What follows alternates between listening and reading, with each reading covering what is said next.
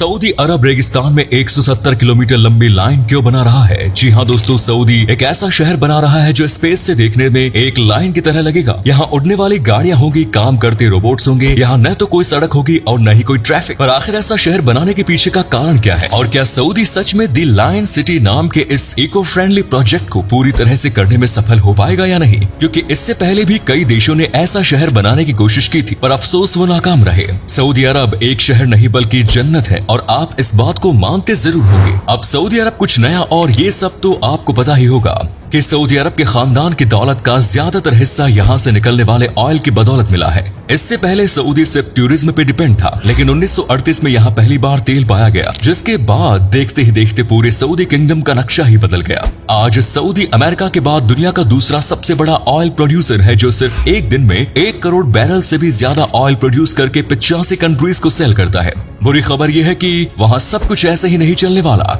Stanford university में की गई रिसर्च कुछ सॉलिड सबूत मिले हैं, जो कि क्रूड ऑयल हमें पिछले 150 सालों से इस्तेमाल कर रहे हैं, वो अब जल्द ही खत्म होने वाला है। लेकिन दोस्तों, ये बात सऊदी अरब को भी समझ आ चुकी है कि तेल उसका ज्यादा दिन तक साथ नहीं देने वाला। एक न एक दिन सऊदी की जमीन में तेल खत्म हो जाएगा, जिसके बाद यहाँ की इकोनॉमी उथल पुथल हो जाएगी। इस सवाल का जवाब जानने के लिए सऊदी सरकार कई प्रोजेक्ट्स पर काम कर रही है। सऊदी सरकार एजुकेशन, इंफ्रास्ट्रक्चर के साथ साथ टूरिज्म पर काफी काम कर रही है। इसके साथ ही अपनी ऊर्जा जरूरतों को भी पूरा करने के लिए, पावर कंजप्शंस को भी फुलफिल करने के लिए ग्रीन एनर्जी सोर्सेज और इको एनवायरनमेंट पर भी जोर दे रही है।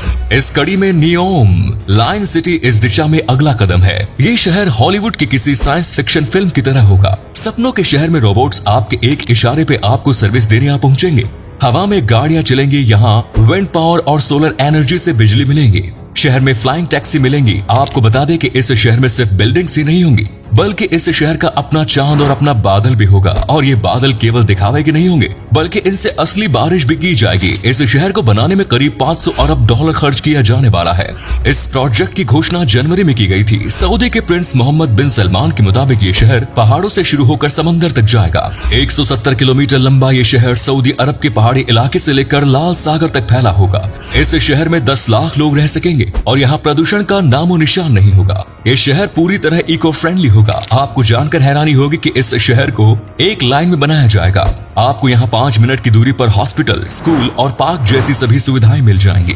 यहाँ एक भी पर्सनल गाड़ियां नहीं चलेंगी। यहाँ सबको पब्लिक ट्रांसपोर्ट से ही ट्रैवल करना होगा। यहाँ पब्लिक के ट्रैवल करने के लिए आम टैक्सीज नहीं, बल्कि बिजली से चलने वाली बुलेट ट्रेन होंगी, जो पलक झपकते ही आपको एक जगह से दूसरी जगह आसानी से पहुंचा देंगी। इससे सबसे लंबी यात्रा करने में भी 20 मिनट से ज्यादा समय नहीं लगेगा। 10 वर्ग किलोमीटर के शहर नियोम का पहला हिस्सा होगा नियोम शहर। नियोम शहर को सऊदी अरब के जॉर्डन और मिस्र देश के साथ लगने वाली सीमा पर बसाया जा रहा है। ऐसा अनुमान है कि साल 2024 तक इस शहर में लोगों को बसाया जाने लगेगा। सऊदी की सरकार के मुताबिक यहाँ प्रदूषण का लेवल 0 रखने के लिए ट्रांसपोर्ट का खास सिस्टम होगा। इसे ही ध्यान में रखते हुए यहाँ न तो कार चलेंगी और न ही सड़क बनाई जाएंगी। इस शहर में सऊदी का कानून नहीं चलेगा, बल्कि इस शहर को डेवलप करने वाली कंपनियां खुद वहाँ का कानून बनाएंगी। ये कच्चा तेल मुक्त सऊदी अरब के विजन 2030 का एक हिस्सा है। इसके अलावा इस प्रोजेक्ट में ऑक्सीजन नाम का पानी और एक तैरता शहर भी होगा। 8 कॉर्नर वाली आकृति का ये शहर दुनिया का सबसे बड़ा तैरता शहर होगा, जिसकी लंबाई 1 किलोमीटर जितनी होगी।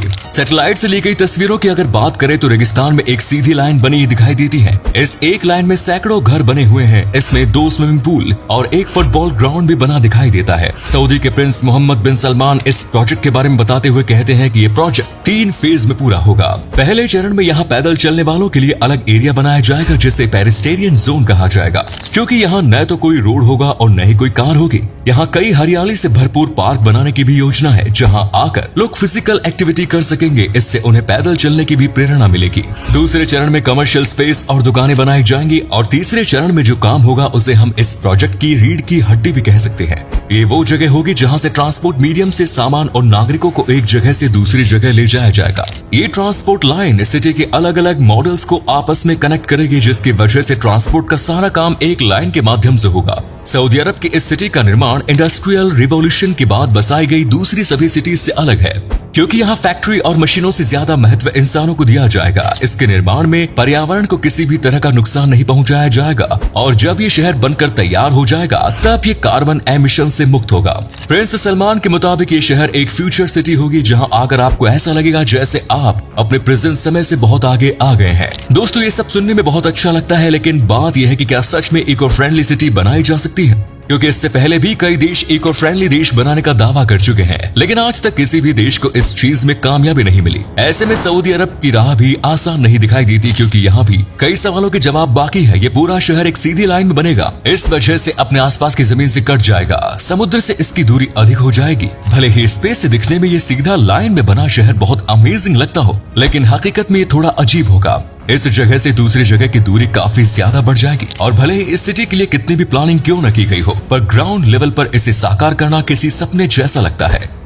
लेकिन शायद सऊदी का प्लान यहाँ कुछ और ही है। वो सिर्फ लोगों की अटेंशन इस तरफ लाना चाहते हैं। इस सिटी की चर्चा इस वक्त हर जगह हो रही है, news, TV, internet, social media, और इस शहर को लेकर एक क्रेज बना हुआ है। लेकिन अभी तक सऊदी सरकार को इस प्रोजेक्ट के लिए इन्वेस्टर भी नहीं मिले हैं। ऐसे में ये प्रोजेक्ट कागजों पर ही रह जाएगा। यह हकीकत में ऐसा मुमकिन हो पाएगा, ये देखना बहुत दिलचस्प होगा। आपको बता दो कि लीनियर सिटी बनाने का यह प्लान कोई नया नहीं है। स्पेन के एक सिटी प्लानर ने 1880 में ही लीनियर सिटी का आइडिया दे दिया था। इसको बनाने के पीछे उनका मकसद ये था कि सिटी में सड़क बनाने की जरूरत नहीं पड़ेगी, पर आज तक कोई भी कामयाब नहीं हुआ है। अब देखते हैं सऊदी अरब ये करने में सफल हो पाएगा या नहीं।